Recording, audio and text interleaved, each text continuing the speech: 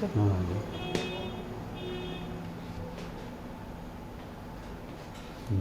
बैठ। Thank you sir. Mask हटा लें।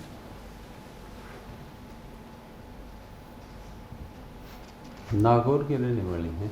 Yes sir. जिला है आपका मूल स्थान में? नागौर किन किन चीज़ों के लिए जाना जाता है? सर नागौर मेनली टंगस्टन, तो वहाँ पर माइन है, टंगस्टन की खान है। अच्छा। उसके लिए नागौरी बेल फेमस है अपनी मतलब ताकत के लिए या फिर स्ट्रेंथ के लिए। नागौरी मेथी, मेथी। हाँ, खुशबू वाली मेथी वो फेमस है। वहाँ का एक पॉलिटिकल परिवार है जो काफ़ी बड़ा चढ़ा है। कौन सा है वो? सर हनुमान जी बेनीवाल। नहीं, जो पहले से जाना जाता रहा है लंबे समय से। बलदेव राम जी मिर्धा। हाँ, मिर्धा फैमिली वहाँ की ज़्यादा जानी पहचानी है। हाँ। बाकी तो अब नए पैदा हो रहे हैं। तो अब बैल जो है वहाँ के बड़े अच्छी क्वालिटी के माने जाते हैं, पर आजकल तो ट्रैक्टरों से खेती होने लगी। Yes sir. तो फिर तो बैल वगैरह का ज़्यादा व्यापार वहाँ से नहीं होता होगा? नहीं सर, अभी भी होता है वहाँ पर। अच्छा, जहाँ कहीं बैल की खेती होती हो। हाँ सर, जहाँ बैल रिक्वायरमेंट हो वहाँ बैल से ही होती है। तो भारतीय रेल में सर्विस करते हैं आप? हाँ सर। किस पद पे हैं? सर मैं बीकानेर डिवीज़न में जूनियर इंजीनियर। अच्छा, JEN है। के पद पर कार्य। तो भारतीय रेल में आपके क्या क्या काम रहता है, क्या क्या करते हो वहाँ? सर मेरा डिजिग्नेशन मेनली ये है कि मैं डिज़ाइन ड्राइंग एस्टिमेशन के पद पर हूँ। सिविल वर्क की? सिविल वर्क्स के लिए। इसमें कंस्ट्रक्शन डिपार्टमेंट है, deputy chief engineer office construction, जो मेनली न्यू वर्क्स होते हैं। मान लो कोई नई लाइन बन रही हो या कोई क्वार्टर बन रहे हो नए, मेनली उनके लिए बस। न्यू लाइन्स बनती है तो उसमें आप क्या करते हैं? कोई जो उसकी लेइंग करते हैं, लाइनिंग डालते हैं, तो उसमें भी आप लोगों का रोल रहता है कुछ? नहीं सर, मेरा मेनली तो ऑफिस वर्क है, फील्ड वर्क मेरा नहीं है। ऑफिस में मान लो कोई ड्राइंग आती है नहीं, उसको देखना, अप्रूव कराने के लिए आगे भेजना, उसमें करेक्शन है वो देखना। अच्छा, ठीक है।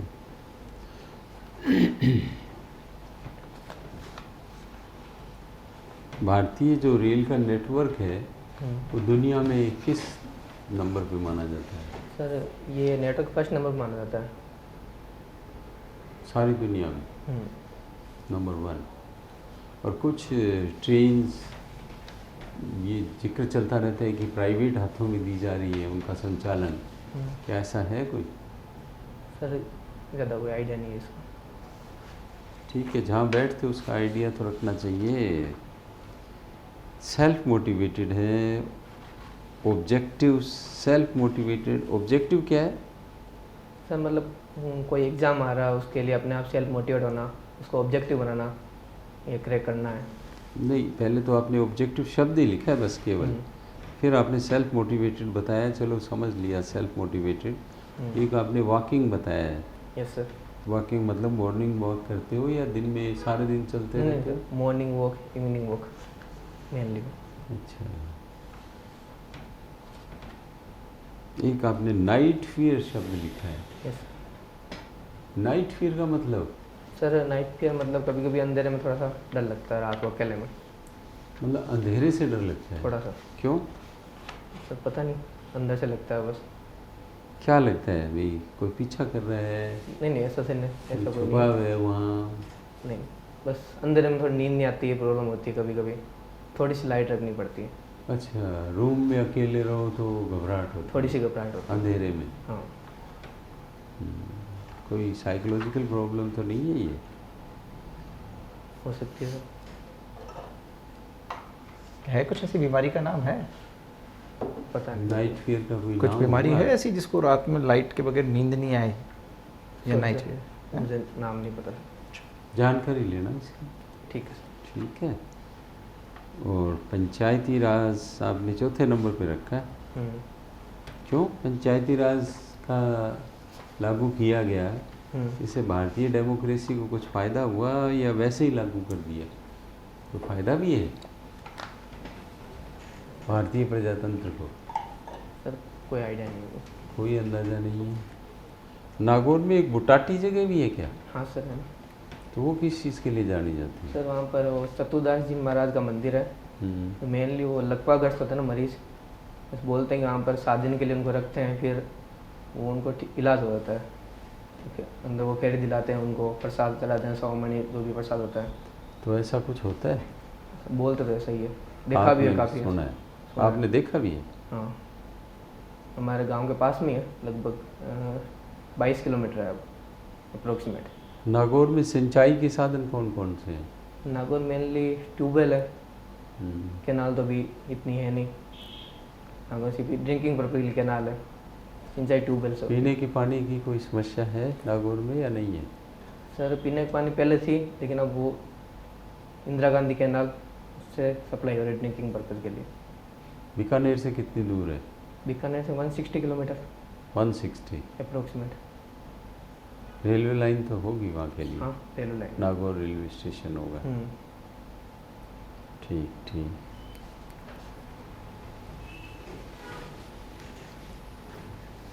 राजस्थान की पहली महिला गवर्नर कौन रही है? Sorry sir. पहली राजस्थान की महिला गवर्नर? Sorry sir. ध्यान नहीं है? थोड़ा पता तो रखना चाहिए। कितने एमएलए कितने हैं राजस्थान में? कितनी सीट्स हैं एमएलए की? सर 200 सीट्स है अभी एमएलए की। 200 की है। चलो ठीक है। दीपक जी, आपने बीटेक कहाँ से की है? Sir Swami Keshvanand institute of technology management Gramothan. SKIT से की है। किस एरिया में पड़ता है ये?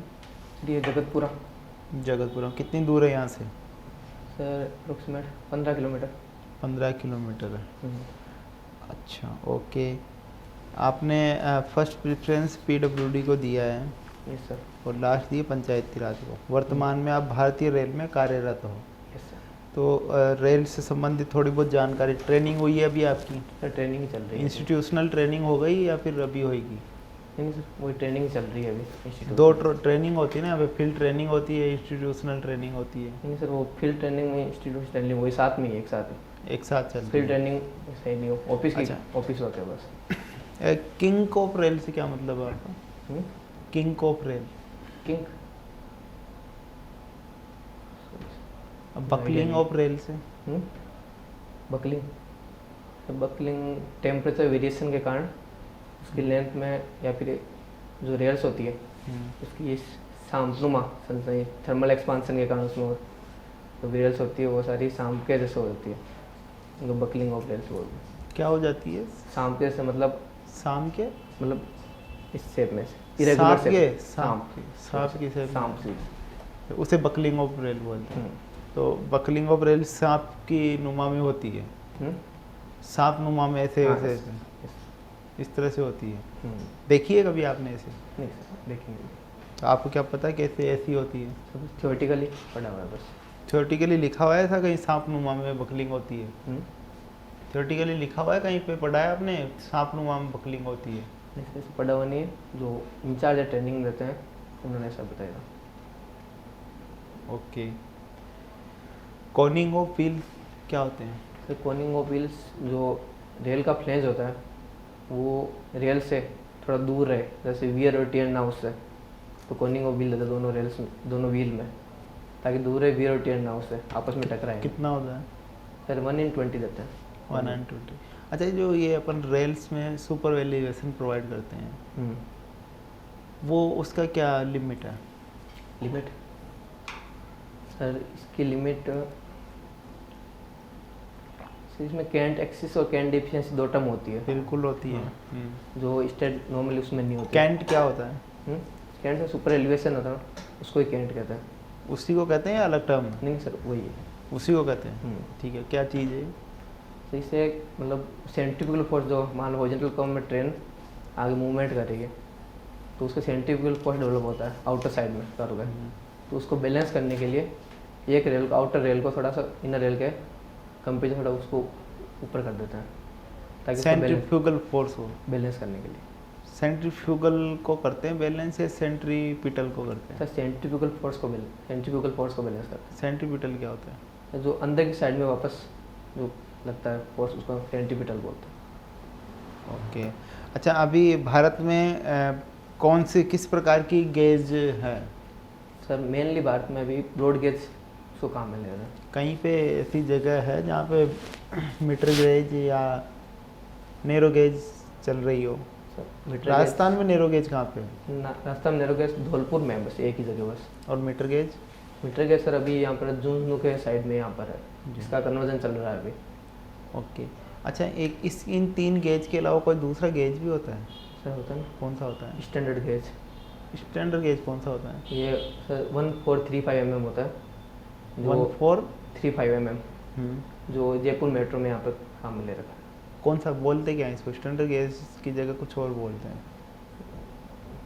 मुझे वो जनरली मेट्रोज में ही काम आता है, जयपुर मेट्रो या कहीं की भी मेट्रो है। ठीक है। और हिली एरियाज में किस तरह का अपन गेज यूज करते हैं? हिली एरियाज में नैरो गेज जनरली ये काम में लेते हैं। नैरो गेज शिमला में है ऐसा या मनाली में है? शिमला में ऐसा नैरो गेज है। नैरो गेज है या मीटर गेज है? नैरो गेज है सर। श्योर? ठीक है।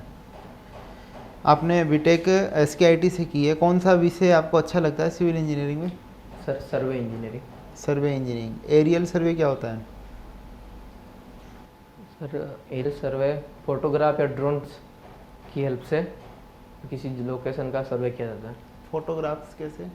सर किसी एरिया के मान लो कोई किसी फोटो क्लिक करना जो सेटेलाइट से करते हैं, सैटेलाइट से करते हैं। जिससे उसके टोपोग्राफिकल कंडीशन। ऐसे कौन से एरियाज है जहाँ पे एरियल सर्वे करने की आवश्यकता होती है?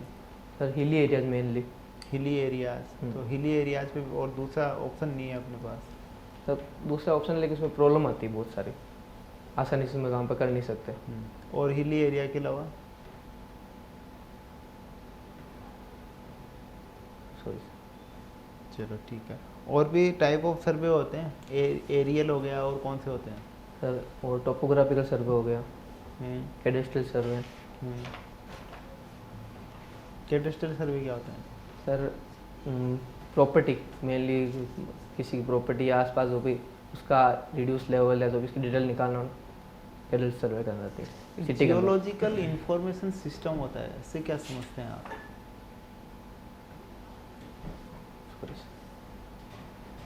ठीक है। ड्रोन सर्वे ड्रोन किस फंक्शन पे वर्क करता है? मुझे आइडिया नहीं पता। ठीक है। जियोडेटिक सर्वे क्या होता है और प्लेन सर्वे क्या होता है? सर जियोडेटिक सर्वे मेनली अर्थ सर्वेस को, मीन सरफेस अर्थ को कंसीडर करके जो सर्वे किया जाता है उसको जियोडेटिक सर्वे बोलते हैं। और प्लेन सर्वे में अर्थ की सरफेस को एकदम प्लेन मान के पूरा उससे सर्वे करते हैं। तो उसमें कर्वेचर को कंसीडर नहीं करते, इसमें नहीं करते, उसमें करते हैं। जियोडेटिक में कर्वेचर कंसीडर करते हैं। कितना कर्वेचर कितना होता है? सर अर्थ की रेडियस अप्रोक्सीमेट होती है 6370 किलोमीटर। नहीं, कर्वेचर रेडियस थोड़ी, कर्वेचर। सर कर्वेचर 1/6370 1/6370 1/r ये कर्वेचर होता है। या इसकी कोई फिक्स वैल्यूज की इतनी डिस्टेंस के अंदर इतना कर्वेचर होता है, ये इतनी मीटर का इतना मीटर, सेंटीमीटर जो भी यूनिट है, इतना डिफरेंस मिलता है अपने को। सर ये रिकॉल नहीं हो रहा है, पढ़ा करेंगे, रिकॉल नहीं हो रहा है सर। अच्छा दीपक, यस सर। दीपक कभी सर आपसे एरियल सर्वे कह रहे थे तो आपने कहा जो ड्रोन से होता है। अब मैं एक हेलीकॉप्टर में बैठ के जाता हूँ और क्या कहते हैं एक हिली टेरेन का सर्वे करता हूँ, तो उसे मैं एरियल सर्वे मानूंगा या नहीं मानूंगा? सर एरियल सर्वे आइडिया नहीं इतना सर, थोड़ा सा पढ़ा हुआ है बस खाली। आइडिया नहीं, बताओ ना। सर्वे का मतलब क्या होता है? सर सर्वे का मतलब किसी भी पोजीशन, कोई भी ऑब्जेक्ट की पोजीशन, रिलेटिव पोजीशन निकालना। तो ये मैंडेटरी है क्या मैं उसको ड्रोन से करूँ तभी एरियल सर्वे कहेंगे? सर सेटेलाइट से भी कर सकते हैं। तो अगर मैं हेलीकॉप्टर से बैठ के करता हूँ तो उसे कहेंगे या नहीं कहेंगे? नहीं पता। अच्छा, आपको आइडिया नहीं। अभी आप इंडियन रेलवेज में काम कर रहे हैं। यस। तो मैं देख रहा था तो मैंने कहा कि ये भारतीय रेल है। अब रेल भारत की है तो भारतीय ही कहेंगे, उसको भारतीय लगाने का मतलब क्या है? Why it is Indian railways? Railway कह दो केवल।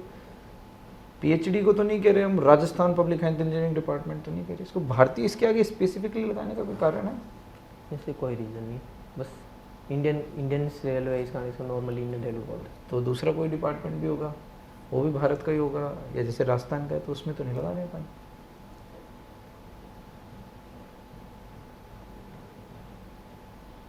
सॉरी।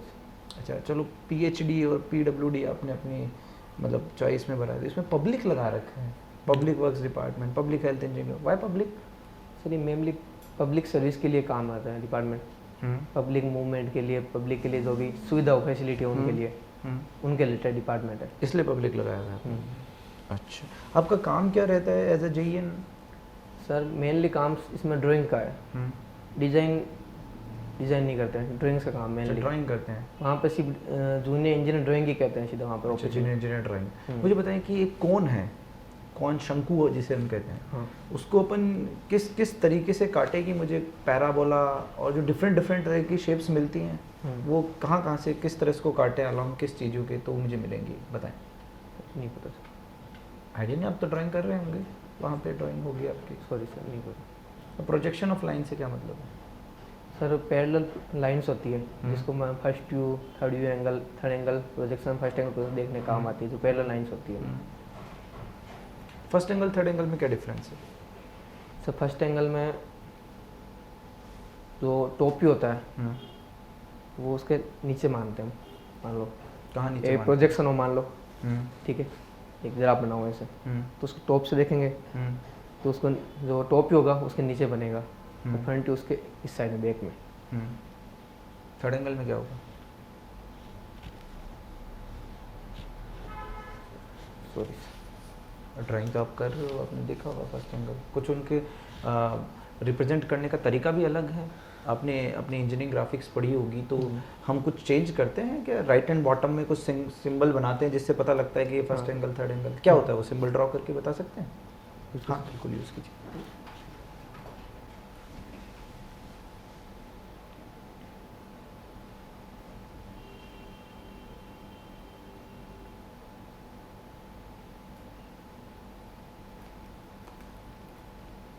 सर ये फर्स्ट एंगल का दोनों बना दीजिए। दोनों में।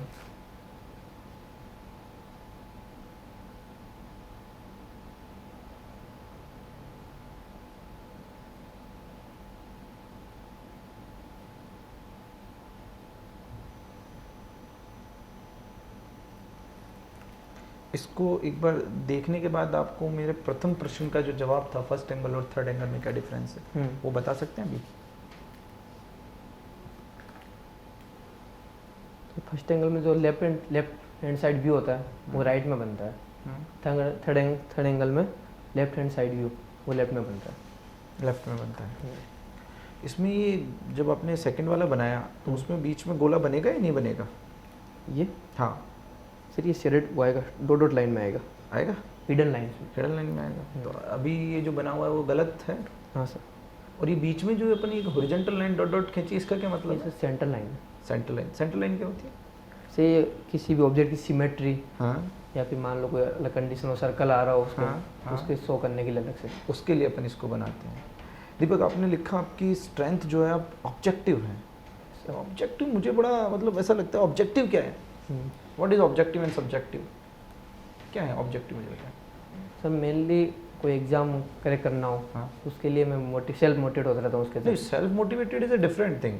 मैं कह रहा हूँ एक छोटा बच्चा आपके पास आ गया और बोलता है भैया आपने इसमें ऑब्जेक्टिव लिख रखा है, मुझे उस ऑब्जेक्टिव का मतलब बताओ क्या है। आप उसे कैसे बताएंगे ऑब्जेक्टिव क्या होता है? सर किसी भी एग्जाम को मान लो क्रैक करना हो, अदर देन एग्जाम बताओ, आप एग्जाम से बाहर निकलो। किसी भी चीज़ को मान लो वो डिसाइड करना हो फ्यूचर आगे, या फिर लक्ष्य लेके चलना हो कि मुझे ये करना है तो करना है बस, तो वो ऑब्जेक्टिव होता है। तो मोटिवेटेड में क्या फ़र्क है, टारगेटेड में क्या फ़र्क है? तो ये आपस में रिलेटेड है। सारी चीज़ें एक ही है, मैं कह दूँ टारगेटेड हूँ, मैं ऑब्जेक्टिव हूँ, मैं मोटिवेटेड हूँ, और सिनोनिम है आपका मतलब, कहने का मतलब ये है। ये सब कुछ नहीं, तो आपस में इंटरलिंक्ड है मेरे तो हिसाब क्या से। क्या डिफरेंस है? अच्छा, और आपने लिखा कि वॉकिंग आपकी हॉबी है। वॉकिंग से क्या मतलब है? मतलब sir morning walk, mainly evening walk. हाँ, what is walking and brisk walking? Brisk walking होती है कुछ? हमने सुना। एक अगर मैं कहूँ एक आदमी अमूमन वॉक कर रहा है जैसे हम कहते हैं, Yes. तो उसकी एवरेज स्पीड क्या आएगी? एवरेज स्पीड हाँ, sir normally 5 kilometre per hour. 5 kilometre per hour walk करते हुए निकाल सकते हो Yes, आप sir. 1 घंटे के अंदर? श्योर हो आप इस चीज़ के लिए? Yes, sir. आपकी स्पीड कितनी है वॉकिंग की? सर ये 5 किलोमीटर पर आवर में वो करता हूँ, मैं देखा हूँ। कैसे कैसे देखा आपने, कैसे मेजर किया है? सर टाइम नोट कर लिया, हाँ मेरे गांव से कोई 5 किलोमीटर दूर एक और है, हाँ, बस वहाँ पे वो करते हुए आधा 1 घंटे में। करा है आपने कभी मेजर? यस सच में 5 किलोमीटर पर आवर आती है? हाँ, यार सर। मैं चलता हूँ, मेरी तो 3-4 किलोमीटर पर आवर से ज़्यादा कभी आई नहीं। Average 2-3 kilometre. आप कह रहे हो 5 किलो भाग रहे हो क्या? नहीं सर, तो वॉक में ही आ थोड़ा रही है? सा स्पीड वॉक बस, वो नॉर्मली। अच्छा स्पीड वॉक में आ जाते हो? हाँ। अच्छा एक चीज़ मुझे आखिरी प्रश्न का जवाब दीजिएगा। आपका नाम दीपक है और ये नाइट फियर है, दीपक को ही अगर क्या कहते हैं रात के अंधेरे से डर लग गया तो फिर तो कैसे चलेगा? आप कहीं पोस्टेड हो गए हैं और आपको पता चला कि वहाँ पे कुछ पीएचडी में हो और कोई इरेगुलर एक्टिविटी चल रही है और आपको वहाँ जाके चेक करना है, तो आप तो कहोगे अंधेरा हो गया, मैं तो जा नहीं सकता, 8 बज गए 9 बज जैसे गए। मेरा नाइट फिर मतलब वो नहीं है कि मैं कहीं जा नहीं सकता अंदर। अच्छा। जब रात को सोता हूँ ना, हाँ, तो मेनली तब प्रॉब्लम आती है बस। वैसे चले जाता हूँ, वैसे कोई प्रॉब्लम नहीं है। तो रात को आप उठ के जाओगे, सो रहे हो तो भी तो डर तो लगेगा ही, या नहीं लगेगा? नहीं ऐसा कुछ नहीं है। सोते ऐसा टाइम कुछ- मेनली सोते टाइम वो फियर होता है बस। सोते टाइम होता है? ठीक है सर। एक तो आपने इंटर्नशिप वाले कॉलम को खाली छोड़ दिया, इसमें इंटर्नशिप की नहीं थी क्या आपने? कॉलेज इंटर्नशिप हम्म। कितने सर? तो फिर इसको खाली क्यों छोड़ा? फॉर्म तो पूरा भरो ना, और जो चीज़ भरो उसकी तैयारी करो पूरी, और ये मानो कि आपने की है, बिना किए तो कह रहे डिग्री नहीं मिलती। और फिर केशवानंद जी ने क्या विशेष काम किया है जिसके नाम से संस्था का नाम है? सर मेनली केशवानंद जी ने एजुकेशनल काम ज़्यादा किए हैं बस। कहाँ किया? Sir mainly Hanumangarh area, sangria area है हनुमानगढ़ में, वहाँ पे सबसे पहले इन्होंने स्कूल खोली थी, जाट एंग्लो गर्ल्स स्कूल। इसका आज ना मतलब अभी करंट में नाम है ग्रामोत्थान विद्यापीठ। और वहाँ पर आसपास एरिया में 300+ स्कूल्स, 50+ हॉस्टल। हाँ, तो अच्छा काम किया है इन्होंने, तभी एजुकेशनल नाम काम रखा किया है तभी इसका। नाम हुआ। हाँ, तो यही मैं जानना चाह रहा था कि भी इनके नाम पे क्यों रखा है। तो इंटर्नशिप वाला कॉलम भरना है, और बाकी अब इंटरव्यू आपका हमने ले लिया है। अब हम आपको कुछ सजेशंस देंगे। आप जो है वॉकिंग लिखते हैं तो एक तो 1 घंटे में 5 किलोमीटर वाले को आप वेरीफाई करें दोबारा, क्योंकि कहीं ऐसा नहीं हो कि कोई आप ओलंपिक का कोई रिकॉर्ड बना दे, रिकॉर्ड टूट रहा हो, अपने को ध्यान ही नहीं हो। और बाकी नाइट फियर वाले को मेंशन करने की ज़रूरत ही नहीं है। ये बहुत से लोगों में आदत होती है भी लाइट जलाए बिना नींद नहीं आती। ये इतनी मामूली बात को आप फॉर्म में लिखें ही ना, क्योंकि क्यों कोई और वीकनेस देख ले, कोई और वीकनेस देख ले भाई, कोई छोटी मोटी वीकनेस तो सब में होती है, वो कोई लिख दे आप। पर ये नाइट फियर वाला तो मेंशन करने वाला मुझे ठीक नहीं लगा। आपके नाम से ही बिल्कुल अपोजिट हो जाता है, दीपक को नाइट चलिए फिर इसमें क्या है, सबको उजाला दे वो खुद अंधेरे से डरे। इसको साइकोलॉजिकल प्रॉब्लम भी हाँ, मानी जाएगी एक बिल्कुल। तरह की। ये है सर, ये एक हाँ। प्रॉब्लम है कि रात में जो क्या कहते हैं लोग चलना छोटी और लाइट रात और में डरना, ये जो है इसके लिए जो आप कह रहे हो कोई टर्म भी टर्म होगी, है, एक psychological टर्म है, term। मुझे भी ध्यान नहीं आ रही, पर एक टर्म है इसके लिए। तो उस चीज को अच्छा, mention कोई करना है। आदमी बार बार तो ताले को चेक करता है, हाँ, दरवाजा बंद बंद हुआ या नहीं हुआ हुआ। इसको चेक करता है, ये भी साइकोलॉजिकल डिसऑर्डर माने जाते हैं। बार बार हाथ धोता है, और शायद रिसेंट में न्यूज़ में भी कुछ ऐसा आया था। हाँ, बार बार हाथ धोना, इसको भी एक Psychological साइकोलॉजिकल problem है। थोड़ी बहुत हालांकि माइनर डिसऑर्डर माने जाते हैं ये। तो अपना थोड़ा सा पोस्चर ठीक रखें, हाथ थोड़ा रिलैक्स मैनर में रखें, यहाँ नहीं रखें, बीच में रखें, यूँ आपका बैठने का भी बीच क्या में है? थोड़ा यूँ रखें। ऐसे तिरछे होके बैठे हुए हो। हाँ, Sorry, और sir. यूँ सीधे तो बैठते हो आप, ये सीधे। तो मैंने देखा है, हम्म। पर थोड़ा बीच से बैठ जाए और रिलैक्स रहें। सही। तो घबराए हुए क्यों हो इतना बहुत ज्यादा घबराए हुए, मतलब ऐसे क्यों? इंटरव्यू अब ओवर हो चुका है, वैसे ही पूछ रहा हूँ मैं आपसे। थोड़ा सा डर लगता है, इसलिए तो डर यहाँ पर किस चीज़ का लगा? सीखने के अंधेरा लिए भी आए नहीं हैं। है अब तो, हैं? सीखने के लिए आए हैं बस यहाँ पर। सीखने के लिए आए हैं हम लोग भी, आपकी वही चीज़ को बता रहे हैं कि जो गलतियाँ होती हैं, आप बिल्कुल ऐसे पूरे इंटरव्यू में से डरे हुए और सहमे हुए से रहे, जैसे हम लोग पता नहीं आपके साथ क्या करने वाले हैं। कुछ आपकी बहुत मूवमेंट ऐसी थी कि आईब्रोज आप मूव कर रहे थे जब सर कह रहे थे, तो इस तरह अच्छा, से फिर इसके बहुत अलावा गंदा जो impact आप है। मेहनत कर सकते हैं वो बाहर ही कर सकते हैं ना। हम्म। यहाँ तो कुछ अपने कोई ज्ञान को नहीं बढ़ा सकते, कोई इंटरप्रिटेशन की क्षमता जो है वही रहेगी, एनालिसिस की भी वही रहेगी। आप यहाँ तो अच्छी से कम्युनिकेट करें, रिलैक्स्ड रहें। जितना रिलैक्स रहोगे उतना, कैजुअल नहीं रहें, रिलैक्स्ड रहें, उतनी आपकी परफॉर्मेंस बढ़ के सामने आएगी। ठीक है ना।